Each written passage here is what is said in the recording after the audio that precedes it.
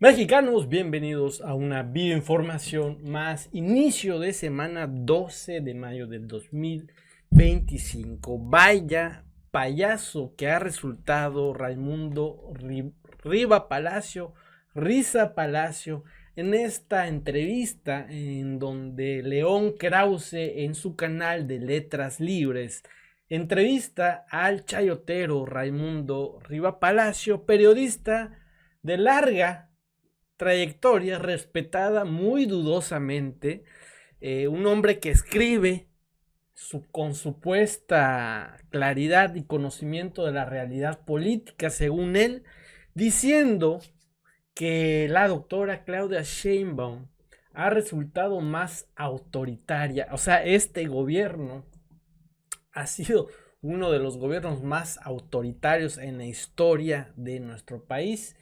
Y eso, amigos, que este gobierno es quien más aprobación, incluso pasando al presidente Andrés Manuel López Obrador, ha tenido con un promedio de 80% de la población que aprueba el gobierno de la doctora Claudia Sheinbaum. El gobierno y la gestión que ha estado haciendo en nuestro país.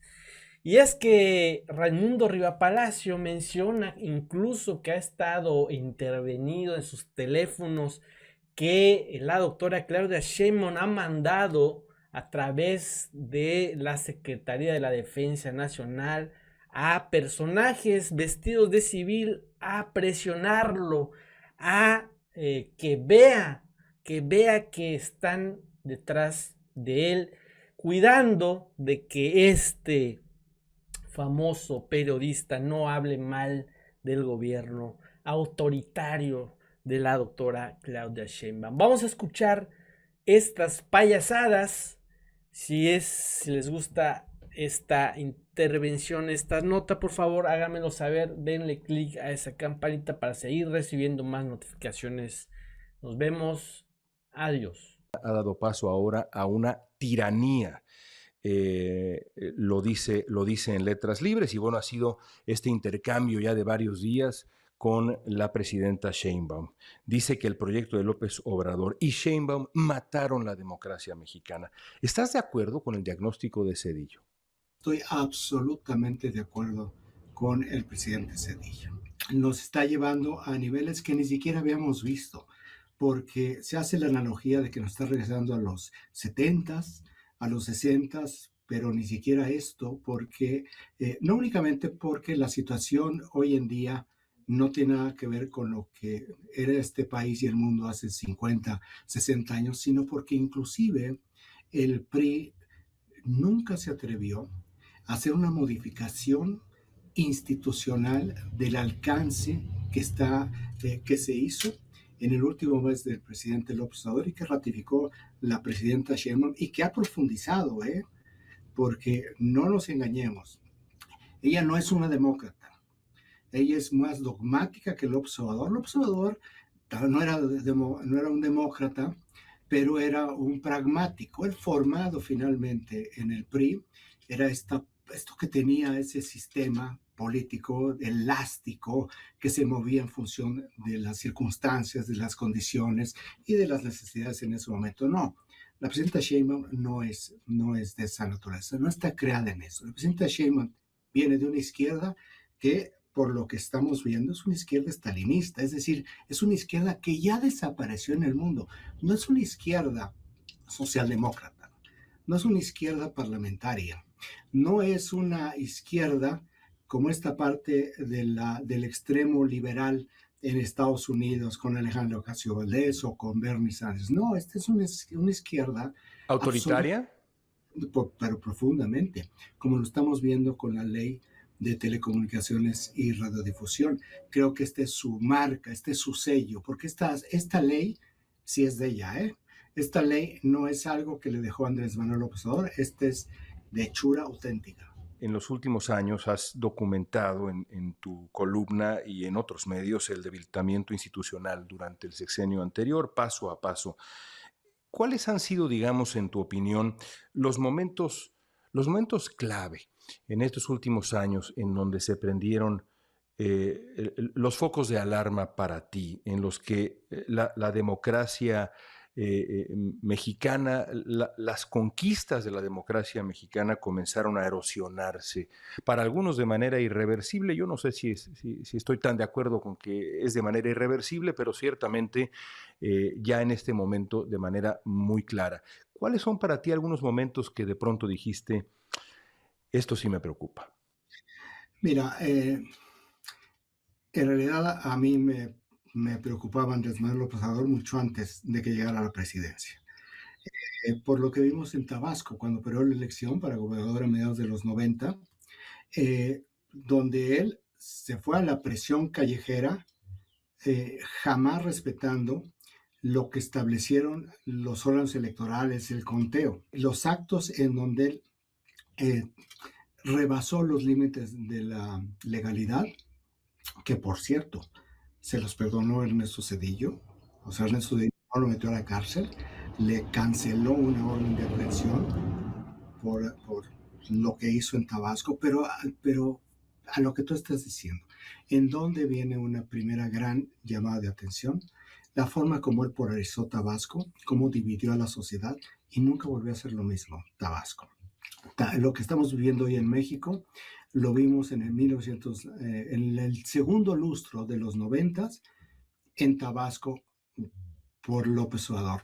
Y lo hizo como jefe de gobierno en la Ciudad de México. Él llega, él se hace el líder del PRD y de ahí brinca a la jefatura de gobierno violando la ley. O sea, su primera gran violación ya a ojos de la Ciudad de México, porque lo de Tabasco solo quienes estábamos interesados o los periodistas, la prensa que estaba siguiendo ese proceso, lo pudieron ver.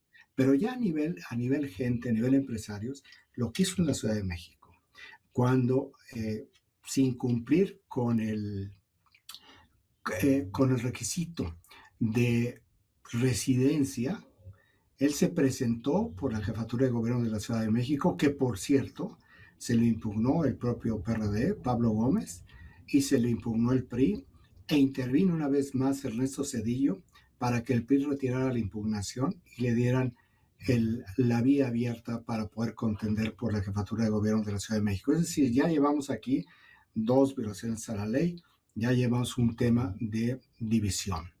Ya como jefe de gobierno, ¿qué es lo que vimos? Opacidad, autoritarismo en las acciones, no como lo hizo en la presidencia de la República, por varias razones, entre otras cosas, porque para él no tenía ni el aplomo todavía, ni la experiencia aquí en la Ciudad de México, ni tampoco las conexiones políticas, ni perfectamente el conocimiento de los resortes. Y era un escalón. Sí, claro, y que evidentemente eso fue creciendo y lo fue construyendo. Entonces, vamos viendo este tipo donde la opacidad, que es uno de los ejes centrales y de los pilares de una democracia liberal como la hemos conocido, le empezó a demoler cuando pierde la elección presidencial. ¿Recuerdas aquella frase, al diablo con las instituciones?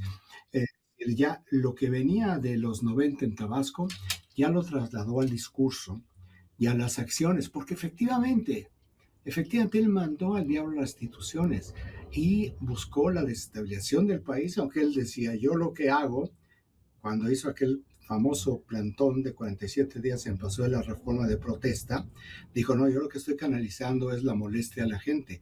Pues no había molestia a la gente, estaba vacío ese plantón. Lo que hizo fue un intento de desestabilización, porque lo que trató de hacer, pero no le alcanzó, fue intentar un golpe de Estado desde la parte civil. Sobre la libertad de expresión, sobre el trabajo periodístico y la libertad de expresión en general. Tú fuiste protagonista en el sexenio pasado de una batalla, porque fuiste protagonista como muchos otros periodistas, analistas, científicos, expertos, una lista larguísima de personas que fueron protagonistas de descalificaciones desde el poder, diarias, cotidianas, en muchos casos cientos de descalificaciones a lo largo de 6 años. Hace poco ganaste un amparo definitivo en contra de de los señalamientos que realizó López Obrador hacia ti durante las conferencias de prensa matutinas. Has dicho tú que se usaron recursos del Estado para difamar periodistas. López Obrador siempre insistió, ahora está muy callado por razones misteriosas, pero insistió en que en su gobierno no hubo censura, no hubo ataques a la libertad de expresión. A la luz de tu experiencia y de tu fallo, ¿estás de acuerdo con lo que decía López Obrador? No, por supuesto que no, por supuesto que no. Y lo que tú mencionaste es lo que dice el tribunal. Mira, la única razón por la cual yo sigo trabajando de periodista en este país es porque los medios en donde trabajo resistieron las presiones de López Obrador.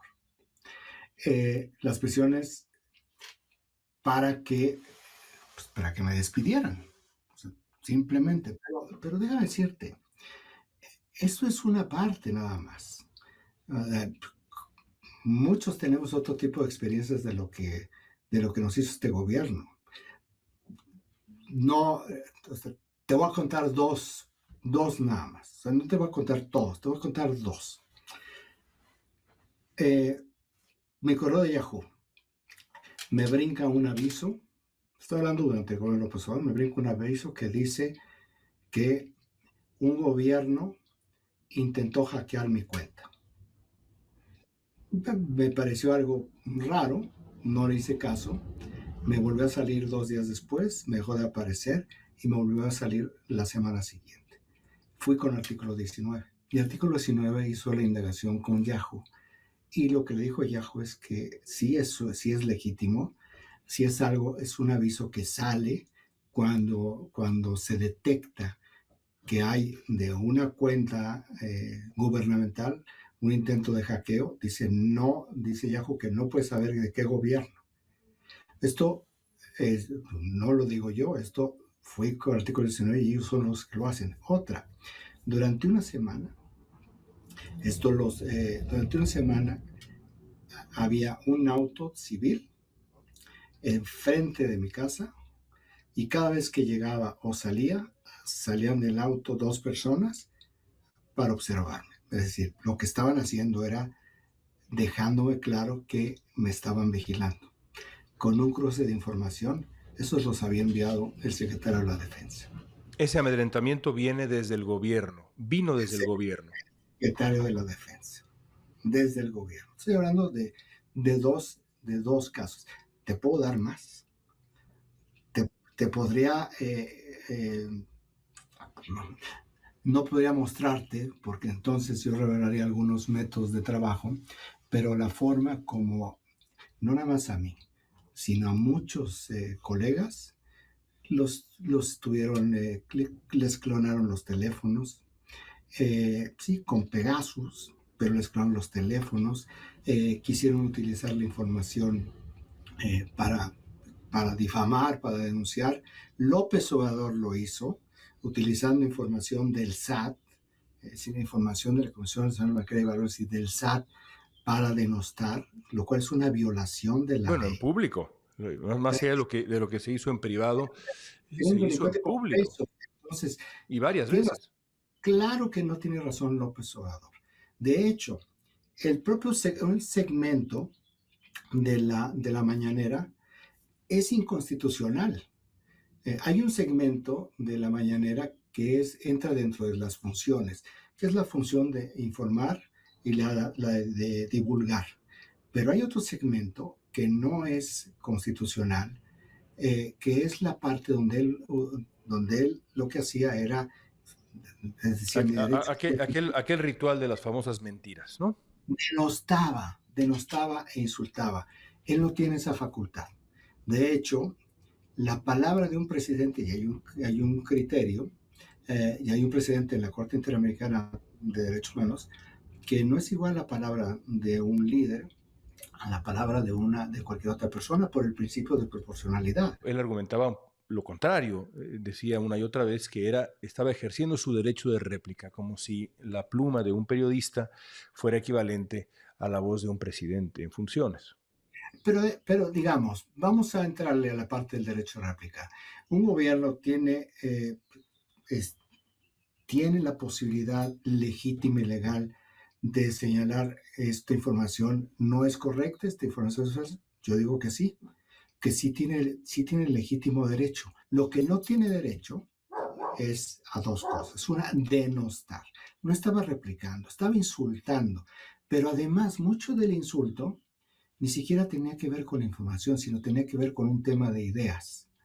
Es, son las ideas las que él estaba combatiendo con el daño reputacional, porque detrás de lo que decía había un aparato de propaganda que magnificaba y reproducía eh, todo lo que él estaba diciendo.